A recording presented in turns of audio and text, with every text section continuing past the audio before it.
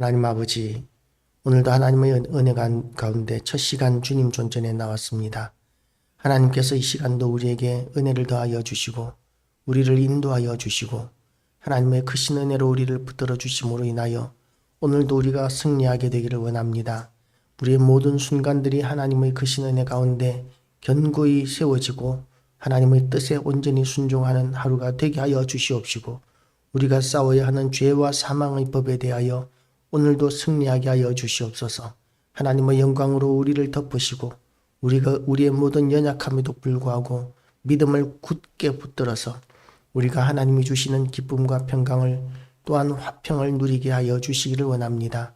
우리의 필요를 공급하시는 하나님, 또한 이 교회를 예수 그리스도의 피값으로 세우신 하나님, 하나님께서 이 교회를 통하여 온전한 영광 받아 주시옵시고 이 교회가 참으로 지금까지보다 더 큰 일들을 감당하는 교회가 될 수 있게 하여 주시옵소서. 모든 영광 하나님께 돌려드리오며 예수 그리스도 이름으로 기도드리옵나이다. 아멘. 오늘도 하나님의 은혜가 우리 가운데 가득하시기를 주님의 이름으로 축복합니다. 이제 여로보암의 이 악행에 대해서 하나님께서 책망하시는 장면입니다. 여로보암의 아들 아비야가 병들었는지라 고 이렇게 나오는데, 이 아비야는 하나님의 백성 가운데 이 여로보암의 집안 가운데서 거의 유일하게 여호와 하나님을 경외하는 그런 아들이었던 것 같습니다. 이 아들이 이제 병들었습니다. 우리 생각에는 그래도 하나님을 잘 믿는 아들이었기 때문에 이 아들을 건강하게 하나님께서 자라게 하셔서 후임으로 이스라엘의 왕으로 삼으면 그러면 북왕국 이스라엘이 잘 되지 않았을까, 그렇게 생각할 수 있겠지만 하나님께서는 이스라엘에 관영한 그런 모든 죄악들이 한 사람, 이 하나님을 믿는 한 사람의 아들, 이 아들로 인해서 바로 세워지지 않을 것이라는 것을 하나님께서 아셨습니다. 한 사람의 믿음으로 이미 돌이킬 수 없는 그런 죄악이 이스라엘 가운데 관영되어 있었던 것이죠. 그리고 또한 그 모든 일들이 그 아버지 여로보암으로 말미암은 것이 되었기 때문에 아들의 입장에서 아버지가 벌려놓은 이 모든 일들을 다 부정할 수는 없었을 것입니다. 그래서 하나님께서는 그 여로보암의 아들, 하나님의 사람이라고 할 수 있는 아비야를 병들게 하시고 죽게 하십니다. 아비야가 죽기 전에 이제 여로보암은 자기 아내에게 변장하고 가서 이제 하나님의 사람에게 실로로 가서 선지자 아히야에게 가서 아들이 살겠는지 죽겠는지를 물으라 하고 이렇게 이야기합니다. 가서 하나님께 기도해서 살려달라고 구하라가 아니라 죽겠는지 살겠는지 물어보라, 점쟁이 취급을 하는 것이죠. 하나님의 능력을 점치는 정도의 수준으로만 생각하는 것입니다. 하나님의 전능하신 능력에 대해서 이해하지 못하고 인식하지 못하고 하나님께서도 다만 살릴 수는 없으되 죽을지 살지는 하나님이 알지 않을까, 그 정도의 신앙인 것이죠. 하나님의 은혜로 말미암아 북왕국 이스라엘의 왕이 되었음에도 불구하고 하나님의 그 전능하신 크신 능력에 대한 이해가 지금 여로보암에게는 없는 것 같습니다. 그래서 지금 아비야에게 갈 예물, 떡 10개와 과자와 꿀 1병을 가지고 이제 아비야에게 갑니다. 변장까지 합니다. 그런데 변장을 하나 안 하나 이미 아비야는 나이가 늙어서 눈앞이 보이지 않는 사람이었습니다. 그렇기 때문에 변장을 하나 안 하나 똑같은 상황인 것이죠. 그런데 하나님께서는 그 변장한 여로보암의 아내를 알아보시고 여로보암도 다 알아보십니다. 하나님을 속일 수는 없습니다. 하나님은 속지 않으시는 분이십니다. 우리가 하나님 앞에서 죄를 범할 때 이것만큼은 하나님께서 보지 않으셨으면 좋겠다 라고 생각하는 때가 있을지라도 하나님께서는 다 보고 계십니다. 하나님께서는 절대로 속지 않으십니다. 하나님 앞에 우리가 어떤 흥정을 한다든지 이런 것도 있을 수 없습니다.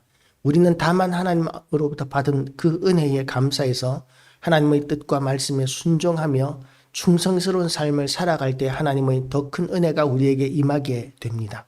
그런데 우리가 우리의 어떤 부정적인 그런 상황들 때문에 우리가 우리의 지혜와 능력을 사용해서 잘 되어 보겠다고 몸부림치면 물론 그것도 몸부림치고 열심을 내는 것도 좋은 일이지만 하나님을 떠난 일이라면 그것은 의미가 없는 일이 되어져 버립니다. 하나님을 떠나서는 아무것도 우리가 할 수 없습니다. 하나님이 우리와 함께 계셔야 합니다. 그래서 여로보암은 나라를 견고하게 했습니다. 많은 요새들을 세우고 성들을 세우고 그리고 국방을 튼튼히 하고 국력을 강하게 만들었습니다. 부국강병 정책을 폈습니다. 그럼에도 불구하고 그 나라가 오래가지 않았습니다. 왜 오래가지 않았습니까? 하나님의 말씀에서 떠나 있었고 하나님 앞에 범죄했었기 때문입니다. 하나님 앞에 범죄하면 우리가 아무리 인간적으로 봐서 잘한다 할지라도 결과가 좋을 수 없습니다. 결과가 좋을지라도 그것을 누릴 수 없습니다. 하나님께서는 여로보암의 아들 아비야를 죽게 만드십니다. 그것이 사실상 이스라엘 전체에게는 비극이라고 이야기할 수 있습니다. 어쩌면 작은 희망이 될 수도 있는 아이가 죽어버렸습니다. 여로보암의 죄악으로 말미암아 하나님께서는 북왕국 이스라엘의 조그마한 반딧불만한 희망도 이제는 용납하지 않으십니다. 그래서 어떻게 됩니까? 여로보암의 집을 다 이렇게 죽게 만들 뿐만 아니라 이스라엘까지도 강 건너로 다 잡혀가게 만들고, 강 건너라는 것은 이제 유브라테스 강과 티그리스 강, 그 강을 이야기하는 거겠죠. 강 건너로 다 잡혀가게 만들고 끌려가게 만들고 그리고 흩어지게 만들어서 이제 이스라엘이라는 그런 지파들이 없어지게 만들 것이다. 그것이 하나님께서 작정하신 것입니다. 이미 이 여로보암의 죄악으로 말미암아 북왕국 이스라엘은 하나님의 돌이킬 수 없는 진노 가운데 임하게 된 것입니다. 하나님의 돌이킬 수 없는 진노가 임하게 되었을 때 아무도 건지거나 구원해 줄 수 없습니다. 유일한 방법은 하나님께서 혹시 다시 기회를 주실 것을 기대하고 회개하는 것 말고는 아무런 소망이 없는 것입니다. 여로보암은 한 20년 정도 이렇게 왕위에 있었지만 그러나 그 20년은 그의 집안과 또한 북왕국 이스라엘 나라의 저주스러운 기간이었다라고 이렇게 이야기할 수 있습니다. 하나님께서 우리에게 주신 기회들, 시간들 우리는 어떻게 사용하고 있습니까? 날마다 하나님을 알아가는 지식에서 자라가고 있습니까? 아니면 그것은 내려놓고 우리가 우리 의지대로, 우리의 마음대로, 우리의 방법으로, 사람의 방법 그리고 세상의 방법으로 우리가 이 땅을 살아가고 우리의 일들을 감당하고 있습니까? 우리가 세상의 방법과 인간의 방법을 사용한다는 것은 하나님께 대한 믿음이 없는 것을 의미할 수 있습니다. 물론 이 모든 것들, 세상의 모든 것들도 다 하나님께서 주신 것이고 우리가 다 사용할 수 있겠지만 그 바탕에 믿음이 있느냐 없느냐가 중요합니다. 믿음이 바탕이 되어 있을 때 우리에게 주신 모든 것들이 은혜가 될 수 있습니다. 그런데 믿음이 바탕되어 있지 않을 때 우리에게 주신 모든 것들이 하나님 앞에 죄가 될 수 있고 또한 악이 될 수 있습니다. 하나님께서는 이 여로보암 집안의 죄에 대하여 악이 되게 하셨는데 그 악이 되게 하시는 그것으로 말미암아 더 우상 숭배 잘하는 아수르에 의해서 북왕국이 BC 722년에 망하게 하셨습니다. 그래서 우리는 하나님 두려움을 알아야 합니다. 아무리 우리가 잘 해놓는다 할지라도 국방을 견고하게 하고 나라를 견고히 세운다 할지라도 하나님께서 돕지 아니하시면 그 나라는 견고히 세워지지 않습니다. 약한 나라, 강한 나라가 이기는 것이 아닙니다. 강한 나라가 약한 나라를 이기는 것이 아니라 하나님 편에 서 있는 나라가 이기는 것입니다. 우리나라는 참으로 강한 나라가 되었습니다. 경제적으로도 세계적인 나라가 되었고 또한 국력으로도 세계적인 나라가 되었고 군사적으로도 세계적인 나라가 되었습니다. 그러나 그것 때문에 나라가 견고히 세워지지는 않습니다. 세계사를 보더라도 강한 국방력과 강한 국력을 가지고 있었음에도 불구하고 멸망한 나라들은 너무나 많이 있습니다. 그리스와 이 페르시아가 싸울 때 페르시아는 그리스에 비해서 10배 이상 강력한 나라였었습니다. 그럼에도 불구하고 그 싸움에서는 그리스가 이기고 페르시아는 멸망당하고 말았습니다.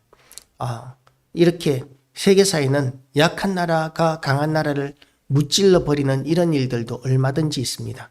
우리나라가 강해졌다고는 하지만 주변의 나라들은 더 강한 나라들에 의해서 우리나라는 둘러싸여져 있습니다.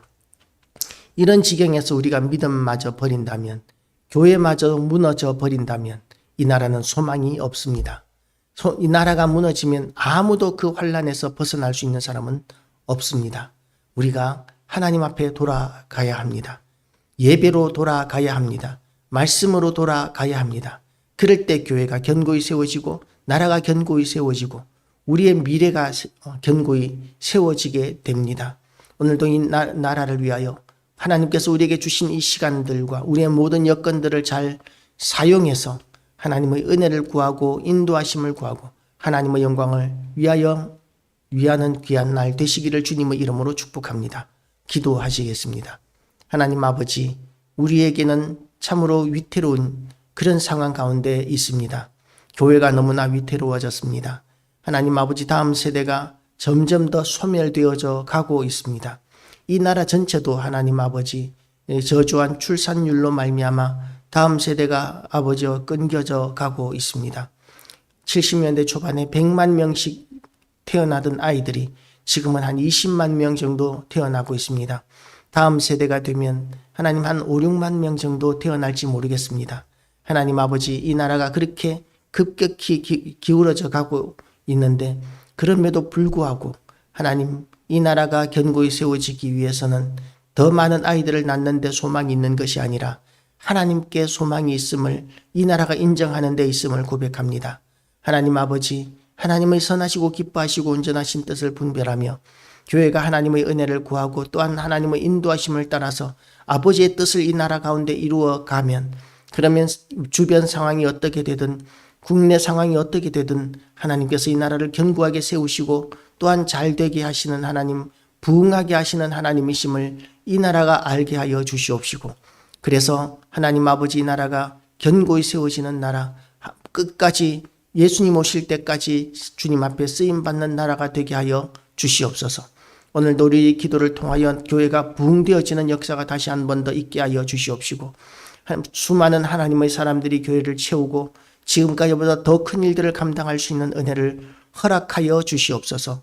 모든 영광 하나님께 돌려드리오며 예수 그리스도 이름으로 기도드리옵나이다. 아멘.